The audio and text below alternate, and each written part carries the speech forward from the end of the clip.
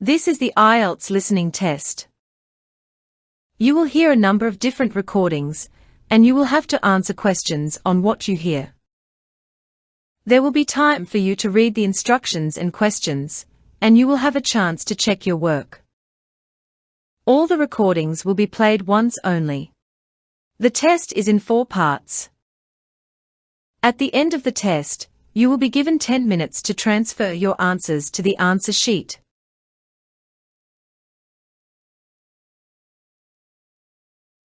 Part 1. You will hear a conversation between a woman conducting a survey on online privacy and data protection, and a man who is participating in the survey.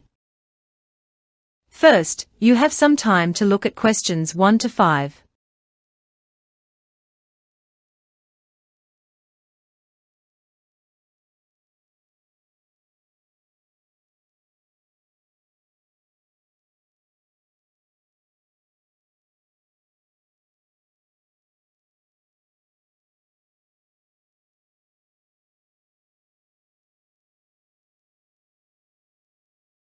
Now listen carefully and answer questions 1 to 5.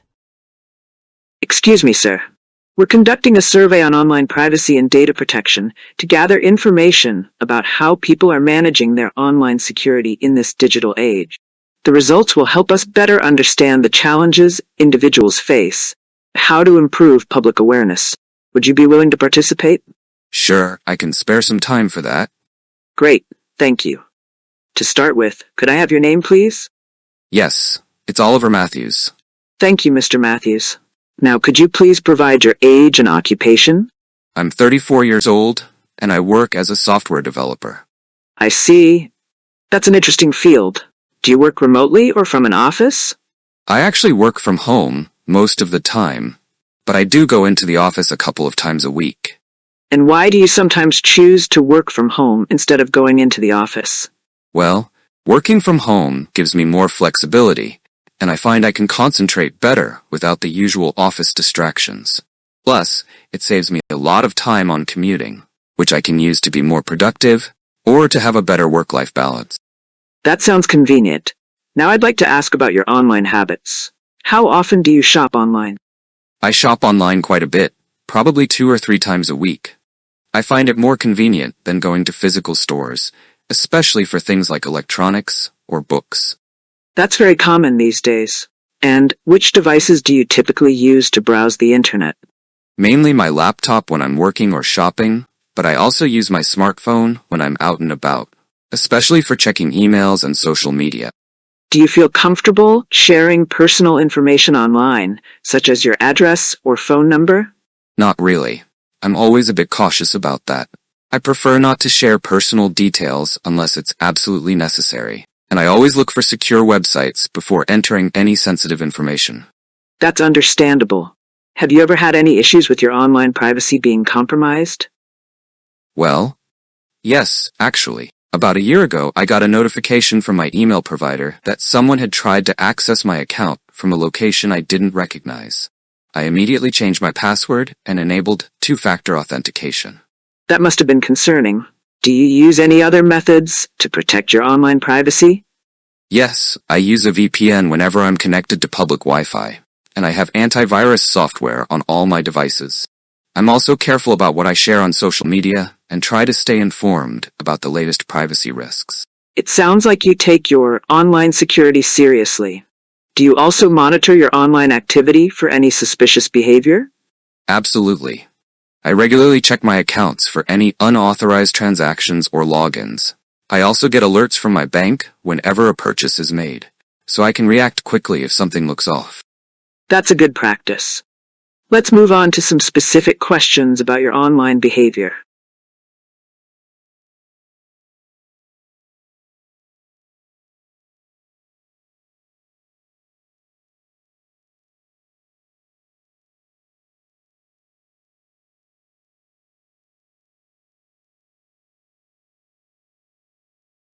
Before you hear the rest of the conversation, you have some time to look at questions 6 to 10.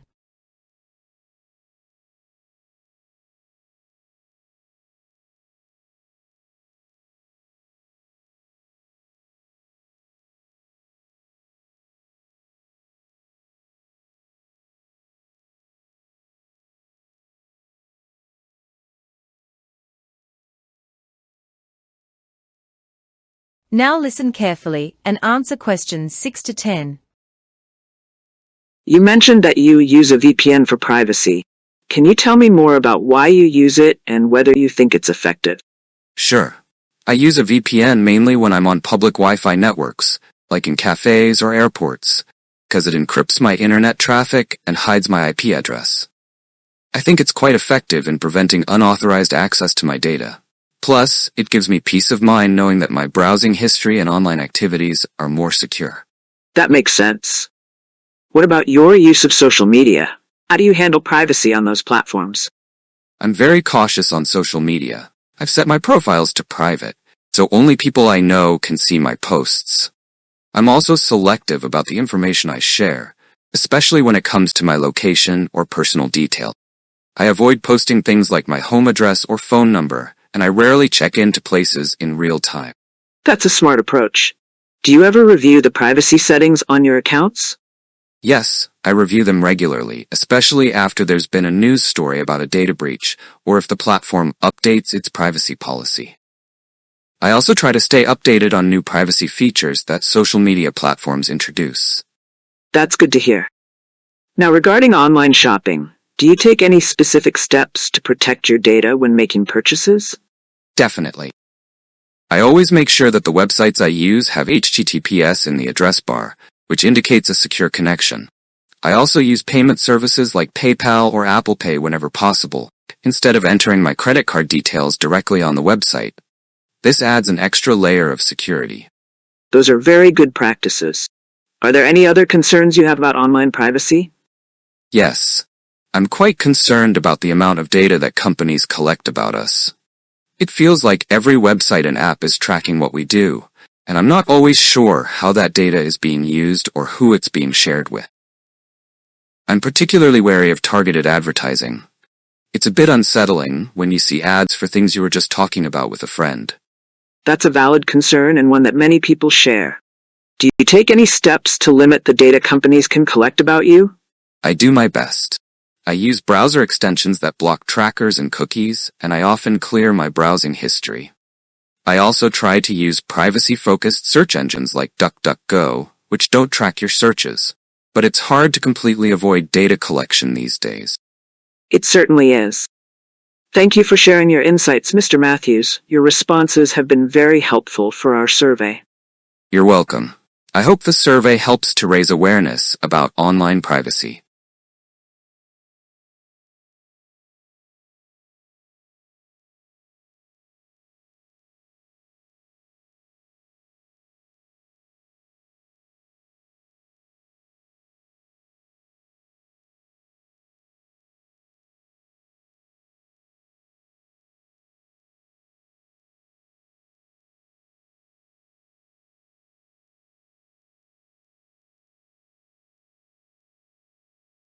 Part 2.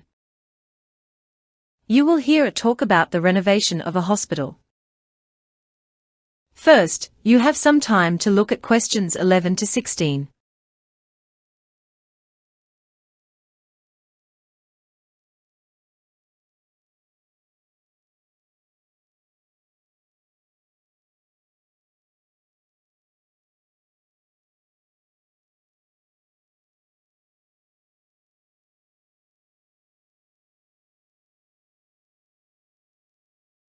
Now, listen and answer questions 11 to 16.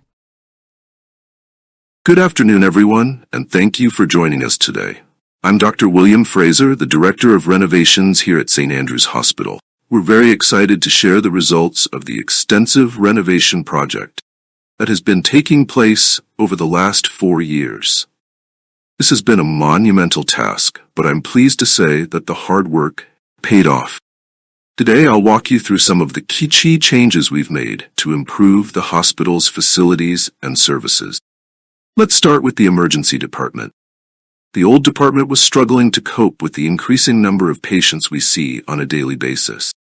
To address this, we've enlarged the entire space, adding more treatment rooms, larger waiting area, and a separate pediatric emergency section.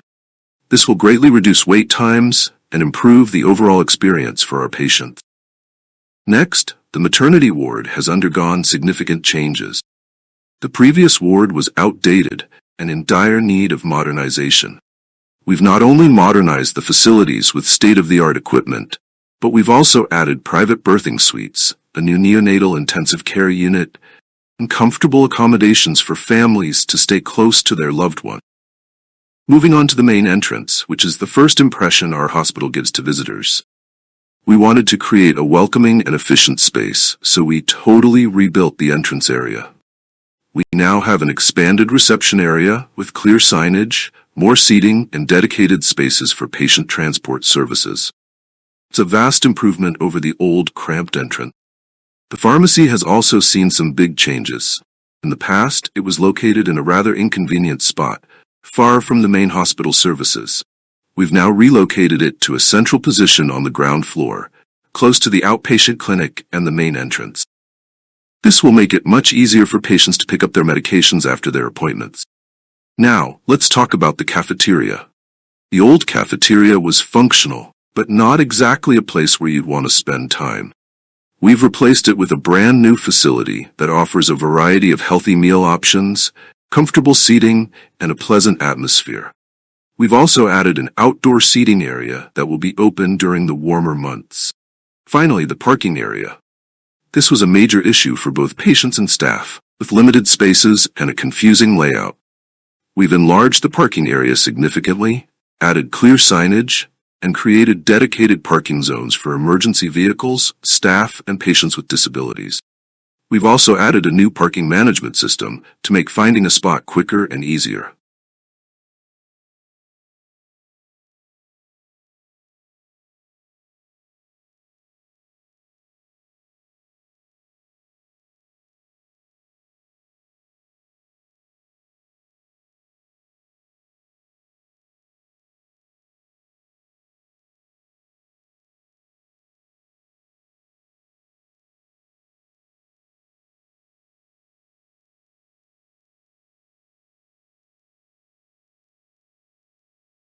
Before you hear the rest of the talk, you have some time to look at questions 17 to 20.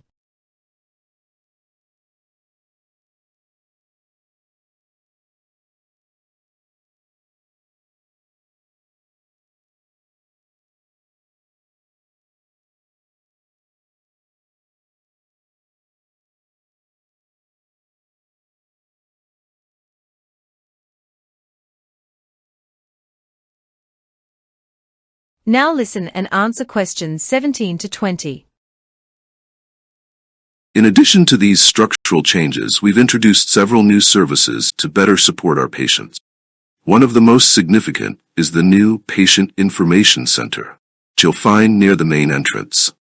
This center will offer health advice and support services to help patients understand their conditions, manage their treatments, and connect with community resources. It's staffed by trained professionals who are there to answer any questions patients might have.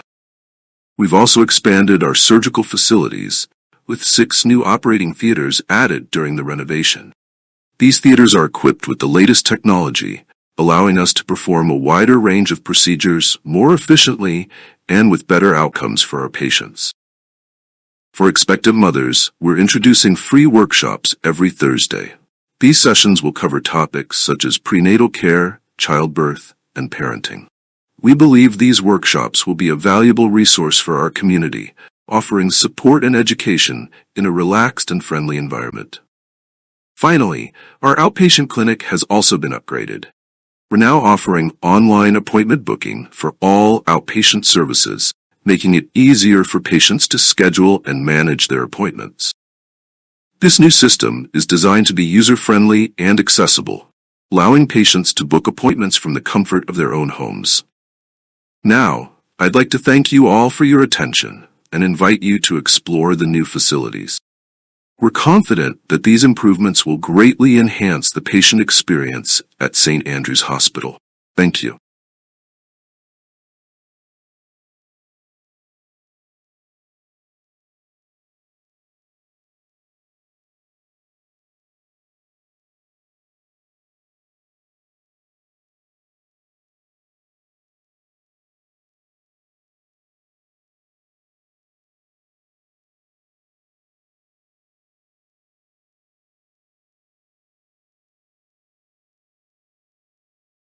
Part 3. You will hear two students discussing electric cars and their impact on the environment and the automotive industry. First, you have some time to look at questions 21 to 24.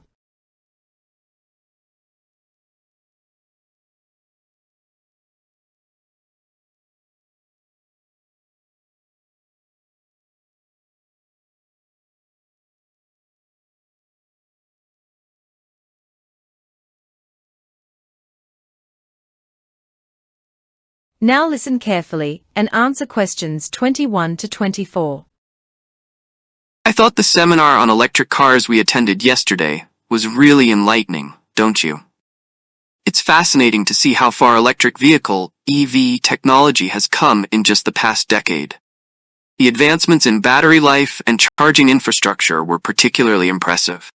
Absolutely. I was really surprised by how much progress has been made. For instance, I didn't realize that the range of some of the latest models has increased to over 300 miles on a single charge. It's a huge improvement compared to just a few years ago, when range anxiety was a significant issue for potential buyers. Yes. And the discussion on charging networks was eye-opening too. It seems like the investment in fast charging stations is really accelerating. The idea of being able to charge a vehicle to 80% in just 20 minutes is a game changer. Definitely. But I also found it interesting how the seminar touched on the environmental impact of electric cars. While they produce zero tailpipe emissions, production of batteries and their disposal still raise concerns. The mining for lithium, cobalt, and other materials used in batteries has significant environmental and ethical implications. That's true. And while EVs are cleaner in terms of emissions, the source of the electricity used to charge them matters too. In regions where coal is the primary energy source, the overall environmental benefit can be reduced. Exactly. And another point that was raised was the economic impact of the shift to electric vehicles. It's predicted that there will be a significant disruption in the job market, particularly in industries related to traditional internal combustion engine vehicles and their supply chain. Yes, the transition will likely affect jobs in manufacturing and maintenance of traditional cars, but it might also create new opportunities in tech and battery production sectors. It'll be interesting to see how these shifts balance out over time. And speaking of balance, there's also the issue of how affordable electric vehicles are. While prices have been dropping, they are still generally more expensive than their gasoline counterparts. Government incentives and subsidies can help, but there are still concerns about the overall cost for average consumers. Good point. The affordability aspect is crucial for widespread adoption. I also wonder how the infrastructure for recycling batteries will evolve. It's essential to develop efficient and sustainable ways to handle battery disposal, as the number of electric vehicles on the road increases. Yes, recycling will be a key factor in minimizing the environmental impact of EVs. It's a complex issue, but addressing it proactively will be important for the long-term sustainability of electric cars.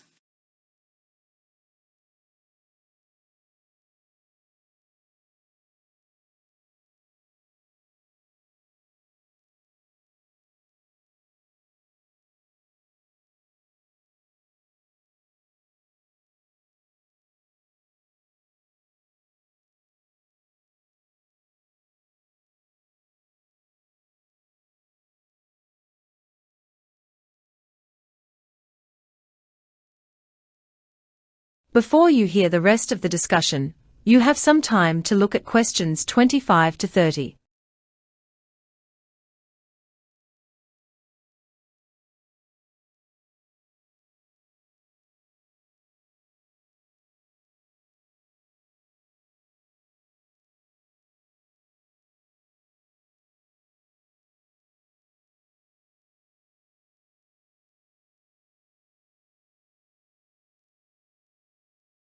Now listen and answer questions 25 to 30. Moving on to how electric cars are affecting various industries, I was intrigued by the discussion on the impact of EVs on the automotive sector as a whole. For example, the rise in popularity of electric vehicles is pushing traditional car manufacturers to innovate rapidly. Many are investing heavily in electric and hybrid technologies. Yes, and it's interesting to see how companies that were initially focused on electric vehicles, like Tesla, have influenced traditional automakers. Tesla's approach to direct sales and over-the-air software updates has set new standards in the industry. Absolutely. And then there's the growing market for home charging solutions. As more people adopt electric cars, the demand for efficient and user-friendly home charging stations is increasing. This sector is likely to see substantial growth in the coming years. Speaking of growth, the infrastructure around electric vehicles is expanding rapidly. In addition to more charging stations, there's also progress in developing wireless charging technology, which could further ease the adoption of electric vehicles. That's right. And let's not forget the impact on urban planning. Cities are beginning to incorporate more EV-friendly features, such as designated parking spaces with charging stations and incentives for EV owners. This can encourage more people to make the switch to electric vehicles. True. On the other hand, there are still challenges to address, such as the integration of electric vehicles into existing public transportation systems. Ensuring that electric buses and taxis are viable options in city fleets is another step toward broader adoption. Yes, integrating EVs into public transport is crucial for reducing urban emissions. Another area to watch is how the resale market for electric vehicles evolves. As these cars age, their battery performance and overall value could significantly influence consumer decisions. That's an interesting point. Also, the development of new technologies like solid-state batteries could revolutionize the EV market by offering even better performance and safety compared to current lithium-ion batteries. Exactly. The future of electric vehicles is promising, but it's clear that continued innovation and investment will be key to overcoming the remaining challenges. Overall, it's an exciting time for the automotive industry.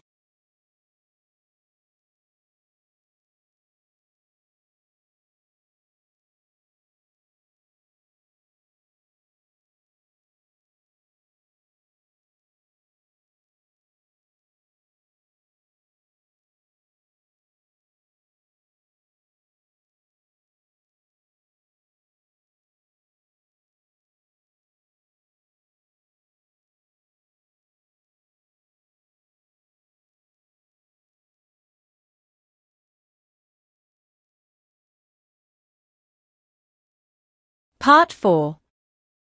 You will hear a presenter talking about the Amazon rainforest. First, you have some time to look at questions 31 to 35.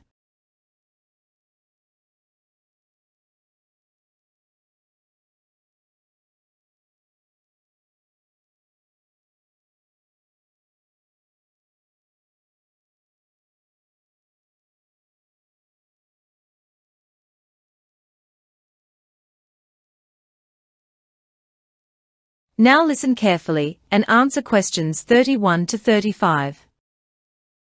Good morning, everyone, and welcome to today's environmental seminar. Today, we're going to explore one of the world's most vital ecosystems, the Amazon rainforest.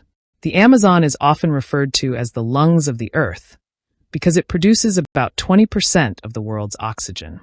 Covering over 5.5 million square kilometers, it spans across 9 countries, with the majority located in Brazil.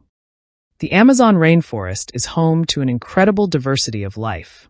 It is estimated to contain 390 billion individual trees, divided into 16,000 species. This vast forest provides habitat for millions of species, many of which are not found anywhere else on the planet.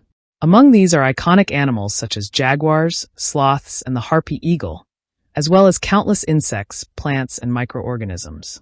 The biodiversity of the Amazon is unparalleled, making it a crucial area for scientific research and ecological balance.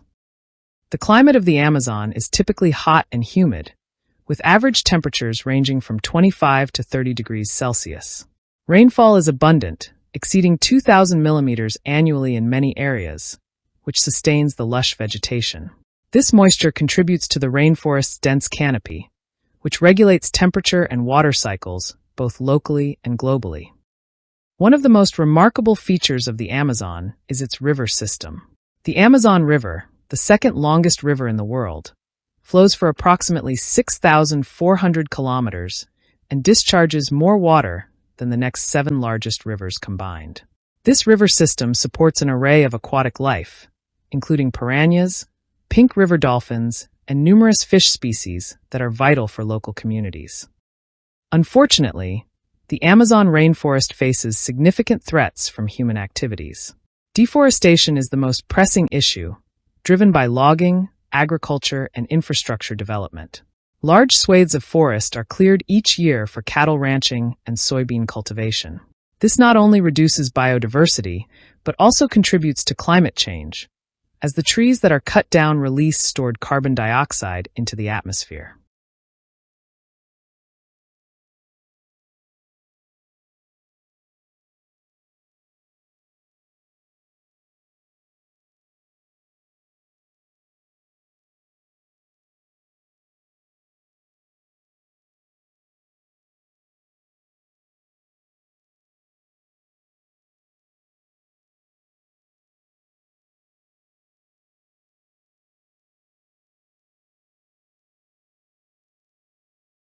Before you hear the rest of the talk, you have some time to look at questions 36 to 40.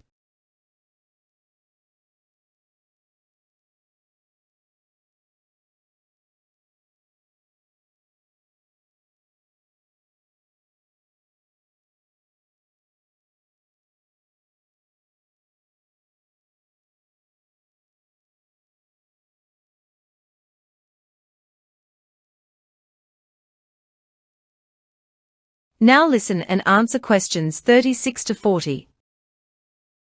Let's now examine the impacts of deforestation and the efforts being made to preserve the Amazon rainforest. The loss of forest cover has dire consequences for biodiversity. As habitats are destroyed, countless species face the threat of extinction.